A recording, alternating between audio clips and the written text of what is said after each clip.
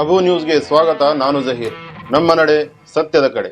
ಗರ್ಭಿಣಿ ಯುವತಿ ಮಾನ್ಯ ಪಾಟೀಲ್ ಮರ್ಯಾದೆಗೇಡು ಹತ್ಯೆ, ಕೊಲೆಗಡುಕರಿಗೆ ಕಠಿಣ ಶಿಕ್ಷೆ ವಿಧಿಸಲು ಒತ್ತಾಯಿಸಿ ಡಿವೈಎಫ್ಐ ಭಾರತ ಪ್ರಜಾಸತ್ತಾತ್ಮಕ ಯುವಜನ ಫೆಡರೇಷನ್ ತಾಲೂಕು ಸಮಿತಿ ಸಿಂದಗಿ ವತಿಯಿಂದ ಪ್ರತಿಭಟನೆ ಹಾಗೂ ಧರಣಿ ಸತ್ಯಾಗ್ರಹ. ಹುಬ್ಬಳ್ಳಿ ತಾಲೂಕಿನ ಇನಾಂ ವೀರಾಪುರದಲ್ಲಿ ಅನ್ಯ ಜಾತಿ ಯುವಕ ವಿವೇಕಾನಂದ್ ದೊಡಮನಿಯನ್ನು ಮದುವೆಯಾಗಿದ್ದಕ್ಕೆ 7 ತಿಂಗಳ ಗರ್ಭಿಣಿಯಾಗಿದ್ದ ಮಾನ್ಯ ಪಾಟೀಲ್ ಮೇಲೆ ಸ್ವತಃ ತಂದೆ ಹಾಗೂ ಕುಟುಂಬಸ್ಥರು ನಡೆಸಿದ್ದ ಮರ್ಯಾದೆಗೇಡು ಭೀಕರ ಹತ್ಯೆ ಖಂಡಿಸಿ ಡಿವೈಎಫ್ಐ ಭಾರತ ವಿದ್ಯಾರ್ಥಿ ಫೆಡರೇಷನ್, ಎಸ್ಎಫ್ಐ, ಅಖಿಲ ಭಾರತ ಜನವಾದಿ ಮಹಿಳಾ ಸಂಘಟನೆ ಹಾಗೂ ವಿವಿಧ ಸಂಘಟನೆಗಳ ಒಕ್ಕೂಟ ತೀವ್ರವಾಗಿ ಖಂಡಿಸಿ ತಾಲೂಕು ದಂಡಾಧಿಕಾರಿಗಳಿಗೆ ಮನವಿ ಸಲ್ಲಿಸಿದರು.